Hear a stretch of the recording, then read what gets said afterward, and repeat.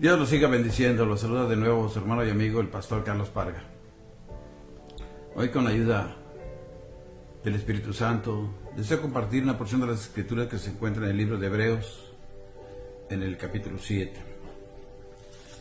Dice así la Escritura: porque este Melquisedec, rey de Salem, sacerdote del Dios Altísimo, que salió a recibir a Abraham, que volvía de la derrota de los reyes, y le bendijo, a quien asimismo dio a Abraham los diezmos de todo, cuyo nombre significa primeramente Rey de Justicia, y también Rey de Salem, esto es, Rey de Paz. Sin padre, sin madre, sin genealogía, que ni tiene principio de días, ni fin de vida, sino hecho semejante al Hijo de Dios, permanece sacerdote para siempre. Considerad, pues, cuán grande era este, a quien aún Abraham, el patriarca, dio diezmos del botín. Ciertamente los que de entre los hijos de Leví reciben el sacerdocio, tienen mandamiento de tomar del pueblo los diezmos según la ley, es decir, de sus hermanos, aunque estos también hayan salido de los lomos de Abraham. Pero aquel cuya genealogía no es contada de entre ellos, tomó de Abraham los diezmos y bendijo al que tenía las promesas. Y sin discusión alguna, el menor es bendecido por el mayor. Y aquí ciertamente reciben los diezmos hombres mortales, pero allí uno de quien se da testimonio de que vive. Y por decirlo así, en Abraham pagó el diezmo también Leví, que recibe los diezmos. Y el versículo 10, el último: porque aún estaba en los lomos de su padre cuando Melquisedec le salió al encuentro. Señor, te doy gracias, porque de nuevo me permites exponer tu palabra por este medio. Gracias por todos aquellos que están dispuestos no solamente a escucharlo, sino a ser hacedores de ella. Gracias, Señor. Gracias, Señor, en el nombre de Jesús. Un grupo de pastores estaban de turistas en Roma, y el guía, cuando llegó al Vaticano, le dijo: miren, con mucho orgullo, aquí tenemos sacerdotes las 24 horas del día. Ustedes pueden pasar aquí. Aún así hay 72 sacerdotes con diferente idioma, y ustedes pueden pasar aquí a confesar sus pecados las 24 horas del día. Entonces uno de los pastores ancianos le dijo: bueno, y si llega ahí un indio con otro dialecto, ¿tendrá el sacerdote cómo interpretar? Entonces este guía se quedó un momento callado y le dijo: pues no sé, quién sabe. Y entonces el sacerdote, el pastor, le dice: yo sé quién puede hacerlo. ¿Quién? Jesucristo. Él puede escuchar sus pecados y perdonarlos. El sacerdote humano tenía sus defectos, y en el orden del Nuevo Testamento está completamente reemplazado por Cristo, nuestro sumo sacerdote, un sacerdote según el orden de Melquisedec. Los cristianos judíos estaban pensando en regresar al judaísmo. El escritor sugiere que sigan el ejemplo de Abraham, el padre de los patriarcas y de toda la nación de Israel. Con toda seguridad, ellos estarían de acuerdo con que no había un mejor ejemplo. Por eso el autor les recuerda que Abraham dio sus diezmos a Melquisedec, rey de Salem y sacerdote del Dios Altísimo, y esto lo bendijo. En Génesis 14, 18 al 20 nos dice así: y entonces Melquisedec, rey de Salem y sacerdote de Dios Altísimo, sacó pan y vino. Y le bendijo diciendo, bendito sea Abraham del Dios Altísimo, creador de los cielos y de la tierra. Y bendito sea el Dios Altísimo que entregó tus enemigos en tu mano y le dio a Abraham los diezmos de todo. Luego menciona la referencia que hace David acerca del Mesías, que lo vemos en el Salmo 110, 4. Juró Jehová y no se arrepentirá. Tú eres sacerdote para siempre, según el orden de Melquisedec. Armado con estas dos referencias bíblicas del extraño y místico Melquisedec, el escritor de Hebreos procede a proveer evidencia del sumo sacerdote de Jesús. Para los hebreos, la religión era tener acceso a Dios después de la caída del hombre en el huerto del Edén. Dios había dado dos cosas para restaurar la relación rota y proveer acceso a Él: la ley y el sacerdote, ¿verdad? O sea, el sacerdocio. La ley debía revelar el abismo del pecado entre Dios y el hombre, y el sacerdocio divino debía construir un puente sobre ese abismo. Así, se suponía que debía funcionar si un hombre quebrantaba la ley, se interrumpía su comunión con Dios. Tal hombre iba al sacerdote, ofrecía sacrificios y, claro, era restaurado. Pero no era así de sencillo. No había forma de escapar del distanciamiento humano para con Dios causado por el pecado. Esta relación no era la misma después del pecado y la expiación del sacerdocio. No todos los sacrificios y esfuerzos de los sacerdotes podían hacer que el hombre pecador se sintiera cómodo con Dios. Todos los profetas señalaron este hecho, y lo vemos en Oseas 6:6. Porque misericordia quiero y no sacrificio, y conocimiento de Dios más que holocaustos. Y en Miqueas 6, del versículo 6 al 8, nos dice: ¿con qué me presentaré ante Jehová y adoraré al Dios Altísimo? ¿Me presentaré ante Él con holocaustos, con becerros de un año? ¿Se agradará Jehová de millares de carneros o de 10,000 arroyos de aceite?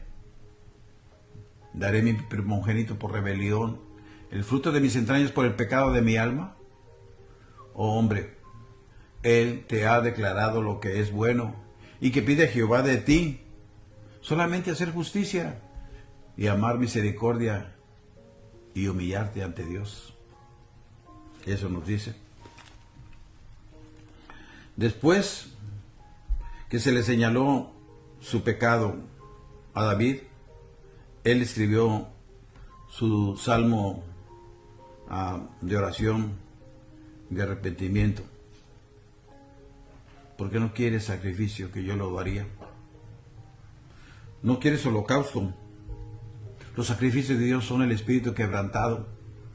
Al corazón contrito y humillado no le despreciarás tú, oh Dios. Los profetas están de acuerdo unánimemente con que la ley y el sacerdocio divino no eran adecuados para expiar el pecado y restaurar la comunión entre un Dios santo y un hombre pecador. Se necesitaba un nuevo sacerdote. Dios había prometido uno, y eso ya lo leímos en el Salmo 110, 4. Necesitamos un sacerdote según el orden de Melquisedec, y la Biblia declara que Jesús es ese sacerdote. Esa extraña persona que aparece y desaparece repentinamente, lo vemos en Génesis 14, del versículo 18 al 20. Dice así, y que menciona David en el Salmo 110, esto ya lo lo vimos anteriormente también en el Salmo 110:4, ha dado lugar a algunas especulaciones muy extrañas, ¿verdad? Varias características de este sacerdocio misterioso en cuanto a que era un símbolo de Cristo se mencionan en Hebreos capítulo 7, que vemos aquí en el versículo 2 y 3, que dice: a quien asimismo dio a Abraham los diezmos de todo, cuyo nombre significa primeramente Rey de Justicia y también Rey de Salem, esto es Rey de Paz. Y mire lo que dice aquí el versículo 3, sin padres, sin madres, sin genealogía, que ni tiene principio de días ni fin de vida, sino hecho semejante al Hijo de Dios, permanece para siempre sacerdote. El escritor parece acumular palabras para mostrar que Melquisedec no tiene descendencia ni genealogía. Es raro que él enfatice estas características, por lo menos por dos razones. Esto contradice la práctica establecida que vemos en Génesis. Y dos, esto contradice las reglas del sacerdocio. El sacerdocio dependía completamente de la genealogía. Aarón, recuerde que fue consagrado como sacerdote y sus hijos debían tener el cargo para siempre. Y eso lo vemos en el Éxodo 29, versículo 9, que nos dice: le ceñirás el cinto a Aarón y a sus hijos, y les atarás las tiaras, y tendrán el sacerdocio por derecho perpetuo. Así consagrarás a Aarón y a sus hijos. El cargo de sacerdote dependía completamente de la genealogía. O sea, las calificaciones personales no tenían nada que ver con ello. Si alguien era, ¿verdad?, de la familia de Aarón, de la tribu de Leví, nada, excepto algún defecto físico, podía prohibir que asumiera el cargo. Las genealogías eran de suprema importancia si alguien deseaba servir como sacerdote judío. Se requería un descendiente levítico por parte del padre, y esto lo vemos en Números 16:7, que dice así: y poned fuego en ellos, y poned en ellos incienso delante de Jehová mañana. Y el varón a quien Jehová escogiere, aquel será el santo. Esto es Baste, hijos de Leví. Así lo dice la Escritura, ¿verdad? Y un descendiente relacionado con una israelita por parte de su madre. Cuando se casaba un sacerdote, si su futura esposa era la hija de un sacerdote, ella debía presentar su linaje según 4 generaciones anteriores. Si no era la hija de un sacerdote, debía presentar su linaje según 5 generaciones anteriores. Cuando los exiliados regresaron a Jerusalén, después del cautiverio en Babilonia, ciertas familias sacerdotales quedaron inhabilitadas para siempre, porque no podían presentar sus registros genealógicos. Y esto lo vemos en Esdras capítulo 2, versículos 61 al 63, que dice así: de los hijos de los sacerdotes, los hijos de Abaí, los hijos de Cod, los hijos de Barzalai, el cual tomó mujer de las hijas de Barzilai, Galaidita, y fue llamado por el nombre de ellas. Estos buscaron su registro de genealogías y no fue hallado, y fueron excluidos del sacerdocio. Y el gobernador les dijo que no comiesen de las cosas más santas hasta que hubiese sacerdote para consultar con Urim y Tumim. Así nos habla. Parece un hecho increíble que el sacerdocio de Aarón estuvo fundado completamente en la genealogía. Los judíos objetarían que Jesús no podía ser un sacerdote, puesto que él no era de la tribu de Leví, sino de Judá. Su madre y José eran descendientes de David y, con anterioridad, de Judá. Ninguno de su familia había sido de la tribu de Leví, y por lo tanto Jesús no estaba calificado. para el sacerdocio de Aarón. La sorprendentemente diferencia aquí es que el sacerdocio de Aarón dependía totalmente de la genealogía, aparte de las calificaciones personales. Y el sacerdocio de Melquisedec dependía totalmente de las calificaciones personales y no de la genealogía. Dependía totalmente de las calificaciones personales, como le dije anteriormente, y no de la genealogía. Esto no debió haber sorprendido al estudioso hebreo de las Escrituras, ya que Jacob había dicho que el Mesías sería de la tribu de Judá. Y esto lo vemos en Génesis, en el capítulo 49:10. No será quitado el cetro de Judá, ni el legislador de entre sus pies, hasta que venga Shiloh, y a él se congregarán los pueblos. Así lo dice la Escritura en Esdras.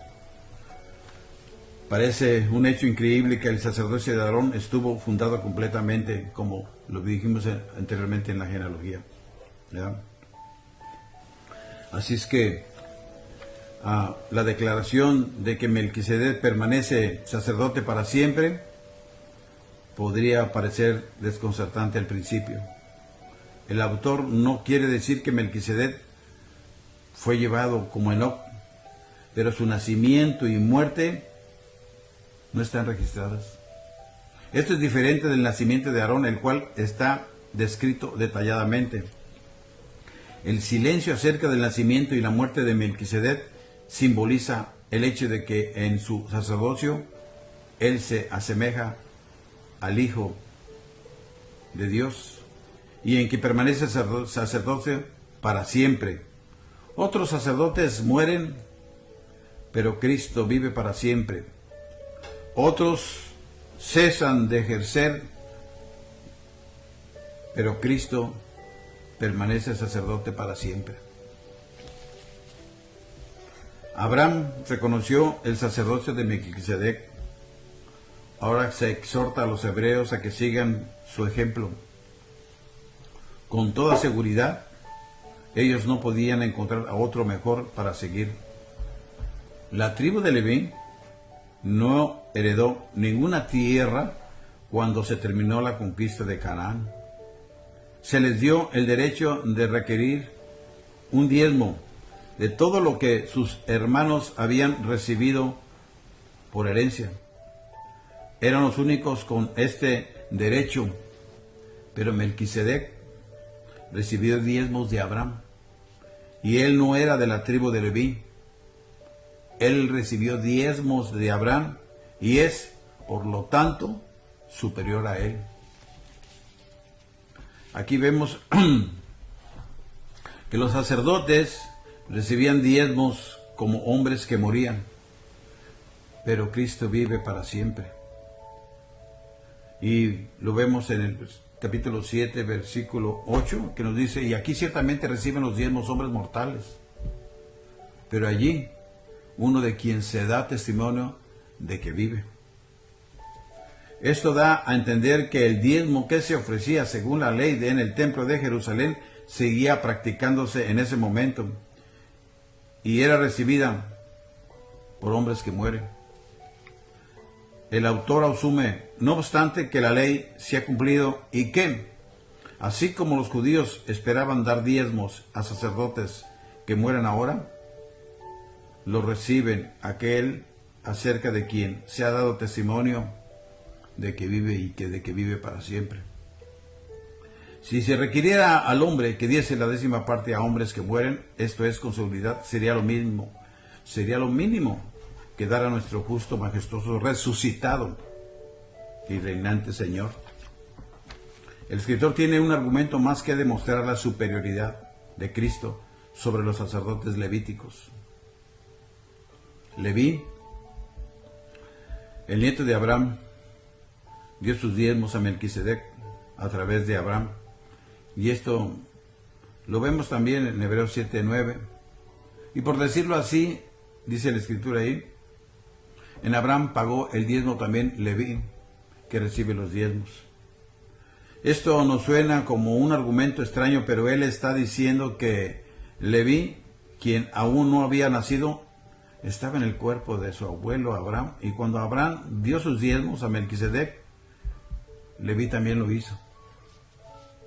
Este argumento, aunque un poco raro, alberga una gran verdad de que lo que hace un hombre repercute, claro, en sus descendientes. El punto principal del autor, no obstante, es que Melquisedec era superior a Leví, puesto que él dio sus diezmos a través de Abraham. En consecuencia, Cristo, con su sacerdocio según Melquisedec, es superior a los sacerdotes levíticos. Este argumento extraordinario debe haber hecho un tremendo impacto en la mente de los cristianos hebreos. Desde luego, ellos iban a seguir y servir a Jesús, su gran sumo sacerdote, según el orden de Melquisedec. Hace años una madre estaba llevando a su bebé por las colinas del sur de Gales, Inglaterra. Ella nunca llegó a su destino. Quedó atrapada en una tormenta de nieve. Se desorientó y murió. Claro, congelada. Los buscadores que encontraron su cuerpo congelado quedaron sorprendidos de que no llevaba puesta ropa que le protegiera del frío. Pero cuando levantaron el cuerpo, descubrieron por qué. Ella había tomado su abrigo para envolver a su bebé y luego lo cubrió con su propio cuerpo para protegerlo de la tormenta. El bebé era David Lloyd George, quien llegó a ser primer ministro de Gran Bretaña durante la Primera Guerra Mundial.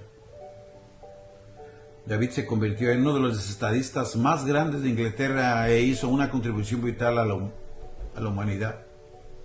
Siempre fue consciente de que el sacrificio de su madre le salvó la vida y que salvó con un solo propósito. Nosotros nos maravillamos cuando nos damos cuenta de que Jesús, nuestro sacerdote y Salvador real, dio su vida por nosotros, por usted que me está escuchando. Hemos sido salvos. No es que vayamos a ser, somos salvos ya, con un sacrificio personal realizado por alguien que nos amó. ¿Y sabe usted por qué le amamos? Porque Él nos amó primero. Con toda seguridad nosotros daremos nuestra vida a Él con nuestro servicio fiel y devoto. Porque de tal manera amó Dios al mundo, y cuando dice mundo está usted incluido y yo también, su servidor, para que todo aquel que en Él cree no se pierda, mas tenga la vida eterna. Así es que, si usted no ha confesado a Jesucristo como su único y suficiente Salvador, hágalo. No se va a arrepentir. Es lo mejor que yo he hecho hace 40 años. Y no me arrepiento de haber aceptado a Jesucristo como mi único y suficiente Salvador. El sacerdote de sacerdotes, el cual está vivo, en el cual usted puede clamar a Él y decirle que le perdone todos sus pecados. Y Él inmediatamente, si sale de nuestro corazón, el Señor nos ayuda y nos perdona, porque Él es especialista en perdonarnos. Él desea un espíritu quebrantado y que verdaderamente se humille ante Él. Así como cuando nos llega nuestro hijo o nuestro nieto o nieta, después de haber hecho algo malo y llega y nos pide perdón, ¿qué tenemos que hacerlo nosotros? Perdonarlo. ¿O acaso aventarlo y decirle que ya no lo queremos? No es así. Jesucristo nos entiende porque Él fue el que nos hizo y no nosotros a nosotros mismos. Cuando llegamos así con un corazón contrito y humillado, Él nos abraza y nos dice, procura no hacerlo de nuevo, y Él nos ayuda a seguir adelante. Y Él nos dará fuerzas, y Él nos da fuerza con su precioso Espíritu Santo para seguir adelante. Así es que en este momento hágalo y reconozca que le hemos fallado al Señor y dígale así: Señor Jesús, perdóname. Perdona por todo lo que te he hecho.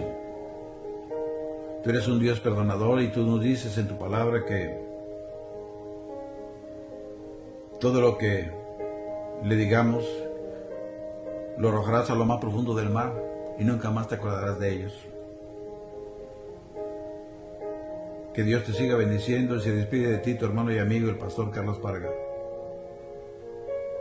Platiquemos con él, porque él es un sacerdote vivo. Gracias, Señor, te doy por permitirme de nuevo exponer tu palabra por este medio. Amén.